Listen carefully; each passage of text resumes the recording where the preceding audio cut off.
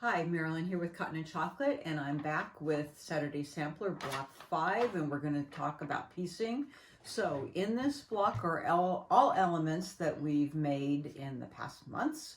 We're just putting them together in a different way. We have flying geese and folded corners and half square triangles. So first we'll do our flying geese, and you're going to be putting together fabrics 5 and 7 for the first flying geese A, with fabric 3 as the base, and this is what it looks like, and then trimming it down to 2.5 by 4.5. I use my wing clipper, and then this is going to be fabric 6 and 7 with fabric 6 as the base, and so of course that yields 4 of each. And then you will be piecing these together so that they look like this, and they will go around the block. The next thing you'll be doing is half square triangles, and you'll be putting together all your fabric 4 and 5. You have 4 each of those, so it's going to yield 8 half square triangles, and they look like this. And you're going to square those up to 2.5 inches. I use my block lock. Okay, and then you'll be making these little 4 patches. So you have your light fabric 3, your fabric 1, and then 2 of those half square triangles in the block, and then 1 of your little solid 5 squares, number 5 square, 2.5 inches. So this is what this little square looks like. It goes in each of the corners, and you're going to piece those together. And when I'm pressing these, I press to the unpieced solid square. So that's what it looks like on the back. So you'll have 4 of these units, and that goes in each of the corners, okay? And then the very last thing is you have your center square.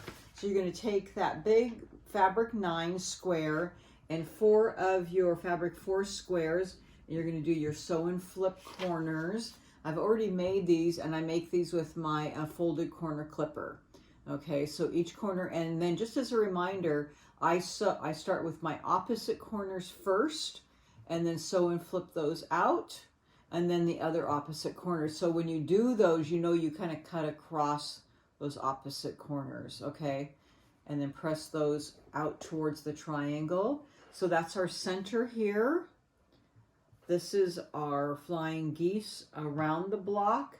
And then I've only pieced 1 of those, but then that's our outside one. If I put this here, I would have these with my, not quite.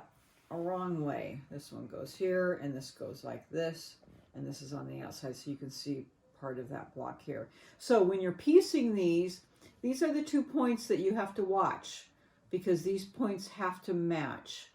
So these are the ones that I would be precision piecing, that I would be matching up with a pin and putting that pin directly through this point out, and then matching this point, and then pressing that together perpendicular and holding that out. And then I would be putting a pin on each side, 1 on each side here, to hold that holding out straight. And then on here, I'm sorry, I gotta grab a pin here, on the opposite side. So what that does is that holds that point down so you can see okay. it. So here's the pinning. Now when I'm sewing, I'm going to sew this very slowly across. When I get to here, right before I get to this, I'll be starting to pull this out, and right before my needle goes in, I'll pull this out, and then my needle will go directly into that hole, right where those 2 points are matching up perfectly. So how do you not break your needle going over these 2 points? Well, this is kind of a cushion. So I've gone in and out, so it's cushioned through here. So my needle on my machine is going very slowly over the top of these 2, so I don't break my needle.